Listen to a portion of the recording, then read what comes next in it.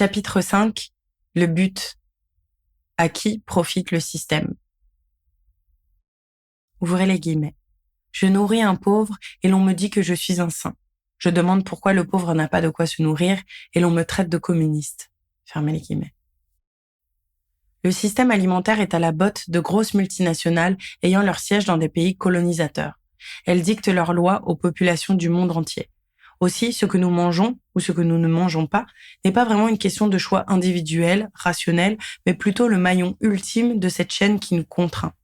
Le système alimentaire emploie des millions de personnes, génère un chiffre d'affaires de dizaines de milliards d'euros, pollue dans des proportions dantesques et nous vend des aliments qui nous tuent à petit feu. Bien que l'exploitation, la discrimination basée sur le genre et les inégalités dans les chaînes d'approvisionnement alimentaire mondiales soient largement documentées, rien n'est fait pour y remédier. Dans un rapport publié en juin 2021, Oxfam révèle que les violations des droits des femmes dans les chaînes d'approvisionnement de la grande distribution sont omniprésentes et systémiques. La gestion du Covid-19 a exacerbé les inégalités structurelles de genre et rendu la situation encore plus dramatique pour les travailleuses et les agricultrices. Ce que nous mangeons n'est pas le résultat d'un choix. La manière dont on se nourrit est politique. Elle est intimement liée à notre statut social, nos habitudes, notre lieu de vie et notre genre. Depuis la nuit des temps, ou presque, les femmes mangent moins que les hommes, non pas parce qu'elles ont moins faim ou moins de besoins physiologiques, mais parce que l'alimentation s'est avérée un outil pour asseoir le patriarcat. Les pratiques sociales enjoignent aux femmes de manger les restes des repas servis aux hommes. Elles ont moins accès à la viande, elles se privent pour nourrir leurs enfants, et l'industrie de la mode occidentale a pris le relais pour leur imposer un idéal de l'ultra-minceur qui s'accompagne d'un puissant marché des compléments alimentaires, des régimes amincissants, coaching et opérations de chirurgie esthétique, et son lot de maladies ou troubles du comportement alimentaire qui, là encore, touchent principalement les femmes. Par ailleurs, ce sont les femmes qui portent la charge de nourrir les autres.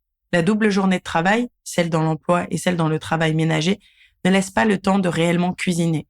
Pour acheter des produits paysans, il faut pouvoir se rendre dans plusieurs commerces, marchés, magasins de producteurs, boucheries, boulangeries, etc.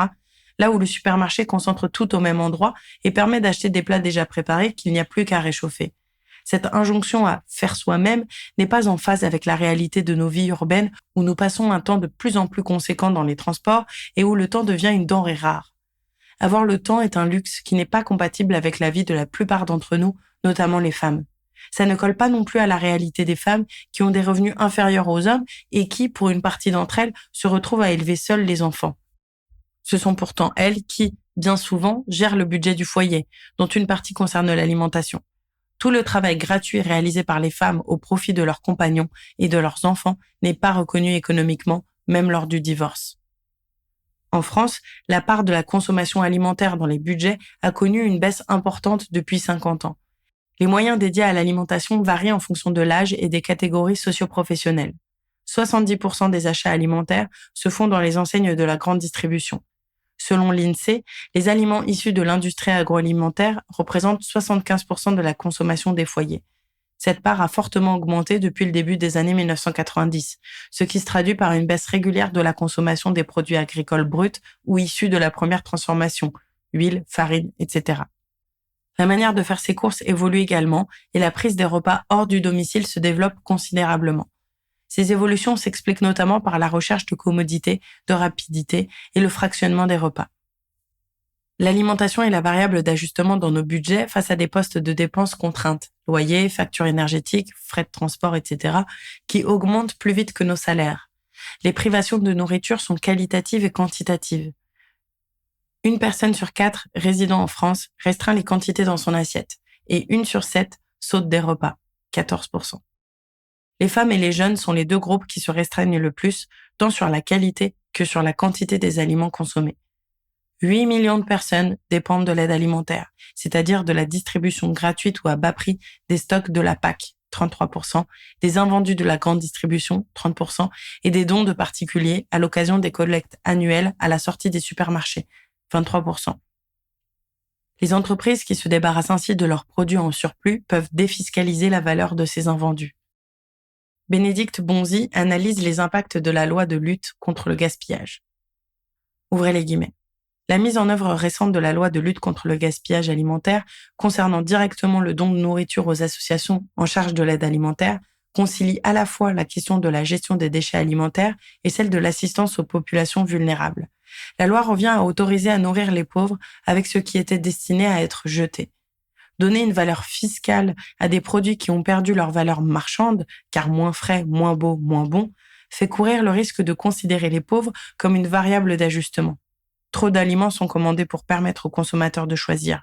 Alors, avoir la possibilité de donner ces produits plutôt que de les jeter et pouvoir être défiscalisé neutralise le coût de la destruction alimentaire qu'il fallait auparavant payer, tout en évitant d'enregistrer des pertes. Ainsi, le système de surproduction globale n'est pas remis en cause. Fermez les guillemets. Le recours à l'aide alimentaire porte atteinte à la dignité des êtres humains. Une politique pour les pauvres cache en amont une politique pensée pour accroître le pouvoir et la richesse de la classe des possédants.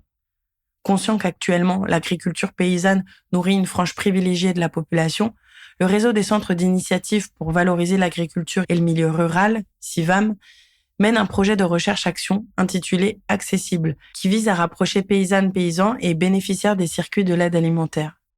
Le film documentaire La part des autres a été réalisé pour promouvoir cette initiative.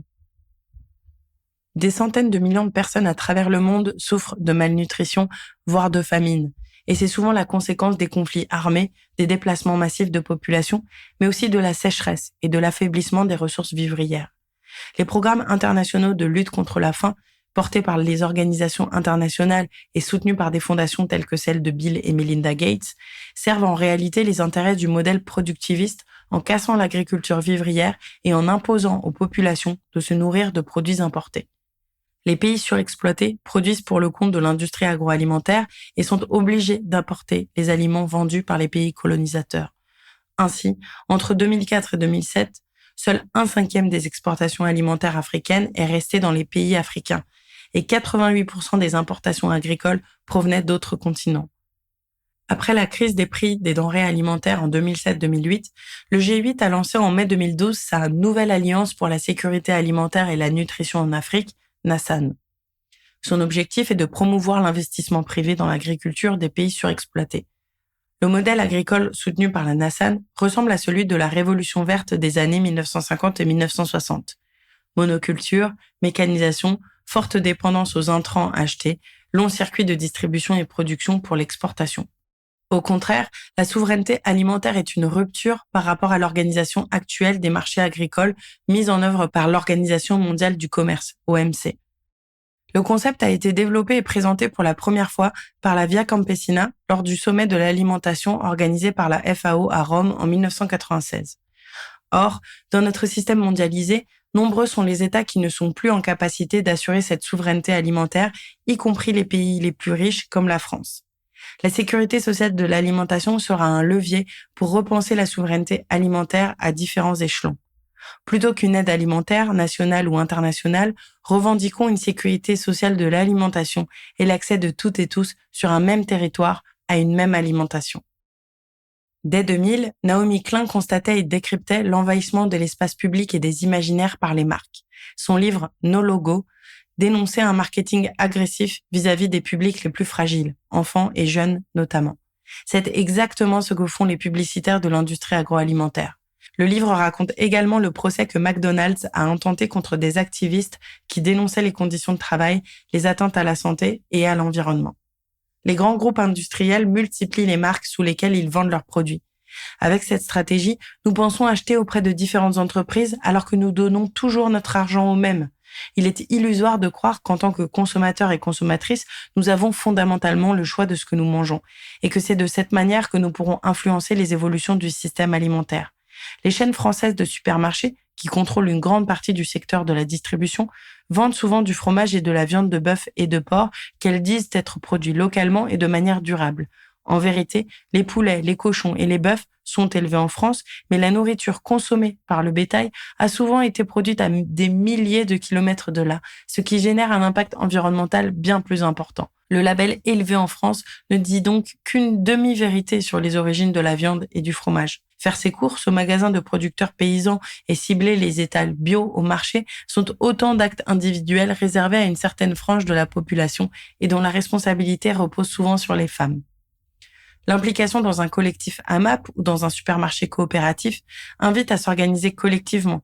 Mais là encore, ce type de pratique ne touche qu'une certaine catégorie de la population et repose en partie sur le travail gratuit des femmes.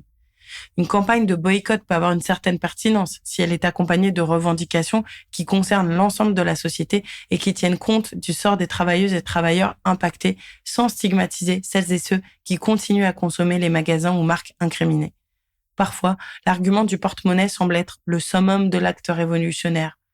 L'illusion du choix par la consommation nous incite à croire que consommer pourrait être un acte de transformation sociale. Or, nous sommes des productrices et producteurs de valeurs économiques et pas seulement des consommatrices et consommateurs. Nous revendiquons la prise de pouvoir sur le travail et la valeur qui en découle.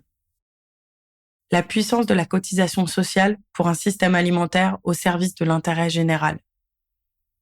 Pour transformer l'ensemble du système alimentaire, le changement d'échelle est fondamental. Les choix économiques qui seront faits pour financer la sécurité sociale de l'alimentation seront déterminants. Le régime général de 1946 a instauré un taux unique et interprofessionnel de cotisation qui a permis de mettre une partie de la valeur créée par le travail au service de l'intérêt général. Il a remplacé la plupart des régimes préexistants et autorisé la reconnaissance du travail fourni par les soignants-soignantes et les parents, mais aussi les chômeuses et chômeurs et les retraités. Les cotisations forment du salaire socialisé qui permet de reconnaître du travail hors de l'emploi. Pour l'instant, elles sont calculées sur la masse salariale des entreprises et apparaissent sur nos fiches de paye. Or, la lecture de nos bulletins de paie peut nous induire en erreur. Le versement des cotisations n'est pas un acte individualisable. Les cotisations sociales sont bien du salaire, mais pas le mien, plutôt le nôtre. La création de richesses se matérialise dans le secteur marchand, par les échanges monétaires, mais n'est rendue possible que par le fonctionnement général de la société, y compris par le travail fourni hors du secteur marchand. Dans certains cas, ce travail obtient une reconnaissance économique, par exemple le travail des fonctionnaires, mais il est généralement invisibilisé, comme le travail ménager assuré par les femmes. C'est la mise en commun ou socialisation de la valeur ajoutée produite par le secteur marchand qui permettra l'organisation d'une société débarrassée de l'exploitation d'êtres humains par d'autres. La fiction du « j'ai cotisé, j'ai droit » nous incite à croire que les cotisations sont individuelles et contributives et que c'est parce que je cotise que j'ai droit à. Logique de méritocratie individualiste et mensongère. En réalité, les cotisations sociales sont une convention politique qui autorise l'existence d'un salaire socialisé.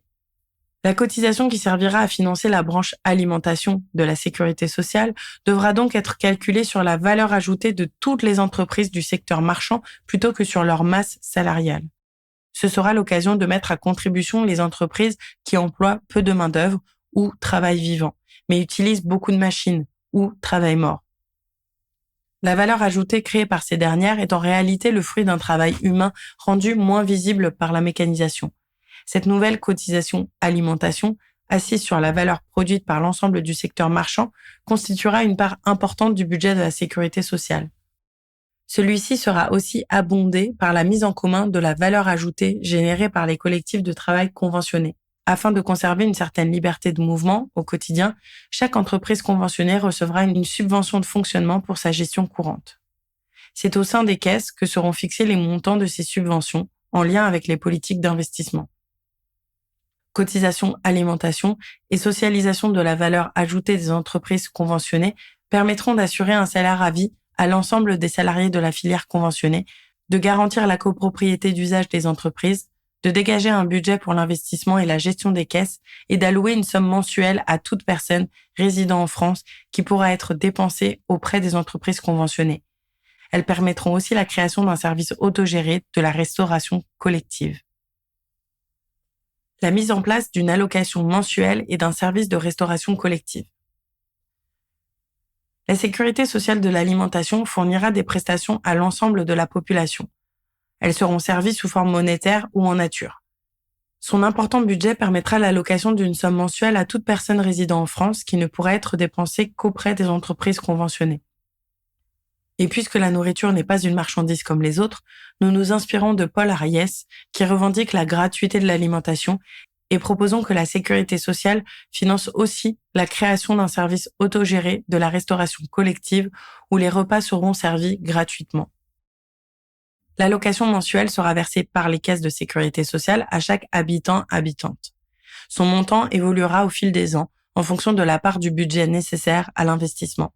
Au début, celle-ci sera conséquente afin de permettre l'installation de nouvelles entreprises répondant aux critères de conventionnement. Avec le temps, elle pourra diminuer, ce qui permettra d'augmenter la part du budget dédié au versement de l'allocation. La transformation du système alimentaire se déroulera sur plusieurs années. Le régime général de sécurité sociale est lui-même le résultat d'une histoire longue de conquêtes ouvrières successives. Nous assumons de ne pas avancer de chiffres ou de pourcentages, car l'essentiel de ce texte vise à partager notre visée, notre compréhension des enjeux, et non pas la technicité de projection économique. Les données chiffrées seront de toute façon l'expression du rapport de force nécessaire à la mise en place de la sécurité sociale de l'alimentation. De plus, nous nous positionnons dans l'optique d'arriver à la socialisation de tous les secteurs économiques et pas uniquement celui de l'alimentation. L'allocation mensuelle sera universelle et non réservée à une certaine catégorie de la population, que ce soit parce qu'elle est précarisée, parce qu'elle cotise via son emploi, nous avons vu pourquoi c'est une erreur de réfléchir ainsi, ou parce qu'elle est française. Peu importe le critère d'exclusion, il serait pour nous malvenu. Elle pourra être versée à toute personne âgée d'au moins 16 ans. Chaque parent vivant avec des enfants d'un âge inférieur touchera un supplément par enfant, que les parents vivent ensemble ou non. Si la famille est monoparentale, parce que l'autre parent est totalement absent, le parent ayant la charge des enfants touchera le complément d'allocation dans son intégralité. Il est pour nous très important que chacun des deux parents perçoive une partie de cette allocation, quelle que soit leur situation maritale. Sans cela, dans les couples hétérosexuels, il y a un risque que la femme se retrouve sous la dépendance de son compagnon, faute de percevoir le supplément d'allocation, ou, à l'inverse, que l'inégale répartition des tâches ménagères en matière d'alimentation soit renforcée au motif que c'est elle qui touche le supplément. Dans un premier temps, cette allocation ne pourra être dépensée qu'auprès des entreprises conventionnées afin d'assurer la pérennité de la filière. Mais le fléchage de ce complément de salaire n'est pas satisfaisant, car il est infantilisant, comme les allocations logement directement versées aux propriétaires plutôt qu'aux locataires. Une fois que la filière alimentaire conventionnée sera devenue dominante, l'allocation pourra être convertie en augmentation de salaire classique.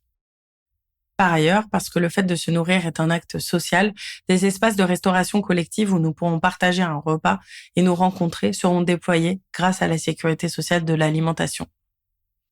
Récit d'une amie. J'ai eu la chance de manger au Comedor, cantine gratuite pour toutes les personnes habitant ou travaillant à Santa Marta, Nicaragua, 1986, pendant la Révolution. Dans ce petit village de montagne producteur de café, au cœur d'un des pays les plus pauvres du monde et en pleine guerre, tout le monde mangeait à sa faim, 3 fois par jour, le plat national, riz, haricots rouges, avec la tortilla de maïs qui servait d'assiette. Les cantinières s'activaient autour des feux de bois de 6 heures du matin à 21 heures. On pouvait s'attabler là ou bien emporter sa ration. Tout le monde était servi pareil, de même que tout le monde participait à la récolte du café et la nuit à la défense du village. Si je parle de ma chance, c'est parce qu'il était bon de vivre dans ce petit pays où la faim et la peur du lendemain avaient été chassées par une poignée de révolutionnaires. Il était bon d'être des égaux autour de la table du Comedor, sans un sou en poche. Dans nos vies, les occasions de manger en collectif sont multiples. Restaurants d'entreprise, restaurants universitaires, crèches, cantines scolaires, maisons de retraite, etc. La restauration collective pèse lourd, près de 4 milliards de repas servis chaque année en France. Le secteur est aujourd'hui dominé par des multinationales comme Sodexo. La sécurité sociale de l'alimentation permettra de développer des espaces de restauration collective gratuits pour les usagères et usagers. Cantines scolaires, universitaires, d'entreprises, d'hôpitaux, de maisons de retraite, de quartiers, cantines paysannes, etc. Tout ceci sera déterminé collectivement dans le cadre du débat démocratique porté par chaque caisse de sécurité sociale. Des amorces de restauration collective gratuite dans les écoles, collèges et lycées existent déjà. Malheureusement, la gratuité ne va pas de soi et les tarifs de cantine pratiqués empêchent des enfants et étudiants et étudiantes d'y accéder. À l'hôpital, le coût des repas est pris en charge par l'assurance maladie, mais c'est Sodexo ou équivalent qui facture.